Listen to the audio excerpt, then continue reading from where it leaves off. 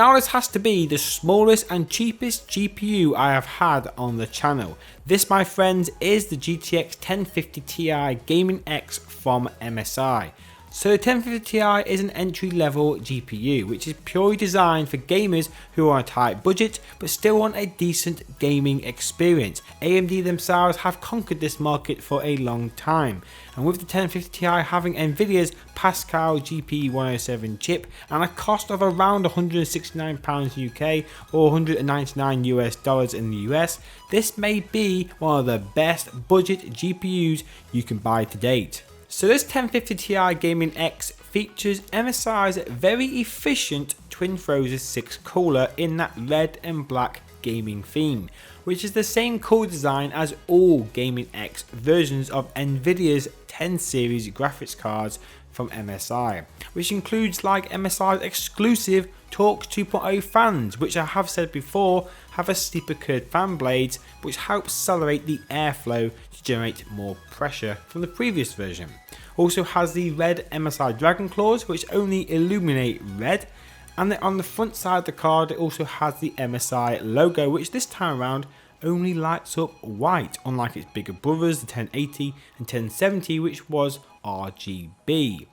In MSI's gaming app, the LED lighting is linked together on the 1050 Ti and can't be individually controlled like its bigger brothers.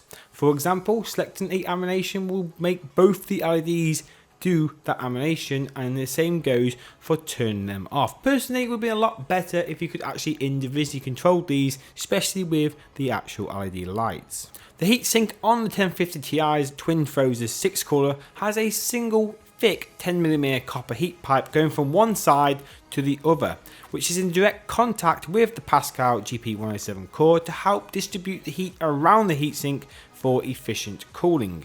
On top of the card, it does not feature any sort of backplate at all, which is understandable really for the price tag and the entry level card. You wouldn't really expect it to, but it does have a black custom PCB, which is always a nice thing to see to help blend into your system. There's nothing worse than a coloured PCB. The length of the card, including the Twin Throzer 6 cooler, is 229mm in length and 131mm wide, and will take up 2 PCI Express slots. At the end of the card, it has a single 6-pin power connector for better stability and should help out for better overclocking as well for you overclockers. The non-TI version of the GTX 1050 don't have a 6-pin power connector, it just uses power from the PCI Express slot. The card does not have any SLI fingers as well, because SLI is not supported on the 1050 Ti even if you really wanted to. The rear I/O supports up to 3 displays. It has a DisplayPort 1.4 interface, a HDMI 2.0 port, and also a DVI-D port as well. So multiple options there for people to use. As for the specification wise of the 1050 Ti, it has the GP107 Pascal core as I previously just said. Features 768 CUDA cores with a base clock of 1379 MHz and a boost clock of 1493 MHz.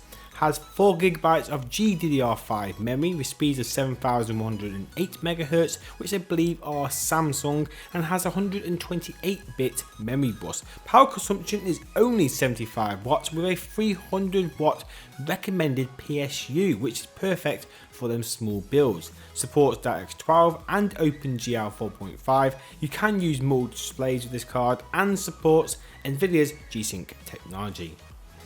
So now let's look at the fun stuff, overclocking and actual gaming performance.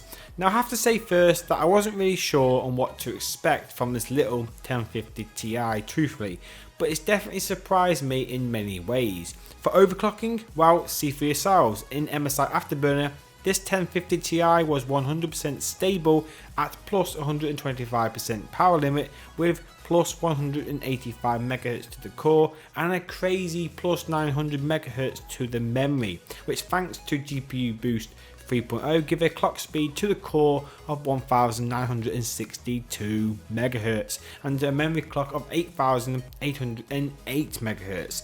This was tested in games over 25 hours without a single crash, so definitely some free extra performance to gain here. But to put this into perspective, realistically, let's look what FPS I got in some of the games that I currently like playing, to give you a rough idea.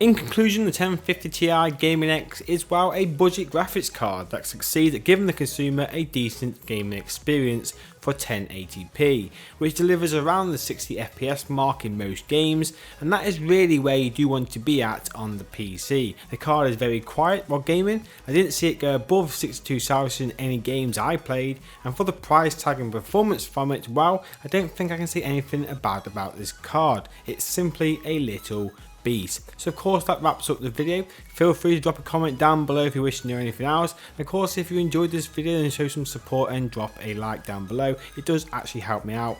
My name is Kyle. Thanks for hanging out, guys. Thanks for watching, and I'll probably catch you all in that next one. Bye guys.